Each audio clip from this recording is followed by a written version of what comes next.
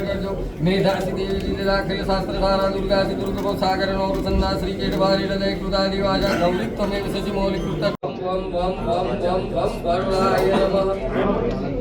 शांति सब चार अल्लाह करिया बोल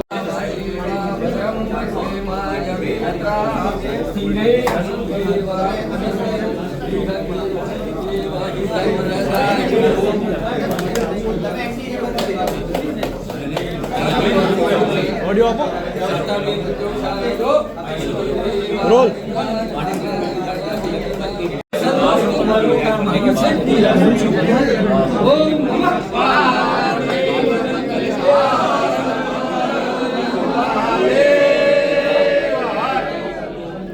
સૌ પ્રથમ તો હું આપણા સશસ્ત્ર નેતૃત્વ આ દેશના યશસ્વી પ્રધાનમંત્રી શ્રી નરેન્દ્રભાઈ મોદી સાહેબ એવા જ ગૃહપ્રધાન આદરણીય શ્રી અમિત શાહ સાહેબજી,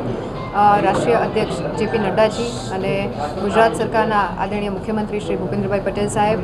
પ્રદેશ અધ્યક્ષ વિશ્વકર્માજી તેમજ રત્નાકરજી અને ભારતીય જનતા પાર્ટીની અને સંગઠનની ટીમ અને ચૂંટાયેલા સૌ કોઈ જનપ્રતિનિધિના આશીર્વાદની આજે મને જે તક મળી છે અને મને જે તક આપવામાં આવી છે એના માટે હું ખૂબ ખૂબ હૃદયપૂર્વકનો એમનો આભાર વ્યક્ત કરું છું. આવનારા દિવસમાં શિક્ષણ ક્ષેત્રે ખૂબ સરસ રીતે ઉત્તરોત્તર પ્રગતિ થાય, ગુજરાતનું નામ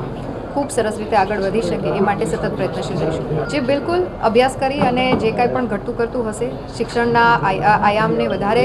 ખૂબ સરસ મજબૂતાઈથી ગુજરાતમાં જે મને જે રિસ્પોન્સિબિલિટીઝ આપી છે રાજ્ય કક્ષાના મંત્રી તરીકે એને વ્યવસ્થિત રીતે સુચારુ રૂપે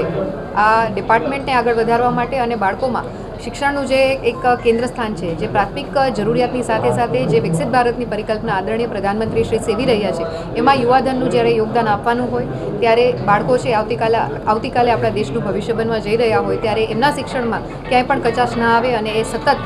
ઉત્તરોત્તર પ્રગતિ કરી શકે અને શિક્ષણના માધ્યમથી આ દેશનો વિકાસ સાધી શકે માટે સતત પ્રયત્નશીલ રહીશું. નહીં, મેં પહેલાં જ કીધું, આપનો જવાબ જ મેં આપી દીધો. સ્વીટ એન્ડ શોર્ટમાં આપણે ઇન્ટરવ્યૂને સ્ટ્રેચ કરીશું તો લાંબુ થતું જશે. બટ ડેફિનેટલી મારા માધ્યમથી, આ ડિપાર્ટમેન્ટના માધ્યમથી અને ગુજરાત સરકારના માધ્યમથી, અને સરકાર હંમેશા કટિબદ્ધ છે કે પ્રાથમિક શિક્ષણની વાત હોય, માધ્યમિક શિક્ષણની વાત હોય કે ઉચ્ચતર શિક્ષણની વાત હોય, એમાં ગુજરાત ક્યાંય એમના સ્ટુડન્ટ્સ છે એને ક્યાંય પણ અન્યાય ના થાય અને વધારે ઓપોર્ચ્યુનિટી સાથે ગુજરાતનું નામ વિકસિત ગુજરાતથી લઈ અને વિકસિત ભારતમાં એ આગળ વધી શકે માટેના પ્રયત્નો હશે. ધનતેરસના દિવસે સૌપ્રથમ તો હું આપના માધ્યમથી સમગ્ર નગરજનોને, ગુજરાતની સમગ્ર જનતાને પણ હું તહેવારોની ખૂબ ખૂબ અગ્રિમ શુભકામનાઓ આપું છું. દિવાળીના તહેવારો જ્યારે શરૂ થઈ ગયા હોય ત્યારે દિવાળીની અને બેસતા વર્ષની પણ આપ સૌ કોઈને શુભકામના. આજનો દિવસ માં લક્ષ્મીની ઉપાસનાનો દિવસ છે. તહેવારો જ્યારે શરૂ થતા હોય ત્યારે ઘરમાં જ્યારે લક્ષ્મી ઉપસ્થિત હોય ત્યારે એનાથી સવિશેષ કંઈક આપણને પેલું ના લાગે કે એમના માધ્યમથી જ એક આ જે ગૃહ પ્રવેશ કરાવવો એ મારા માટે સૌભાગ્યની વાત છે.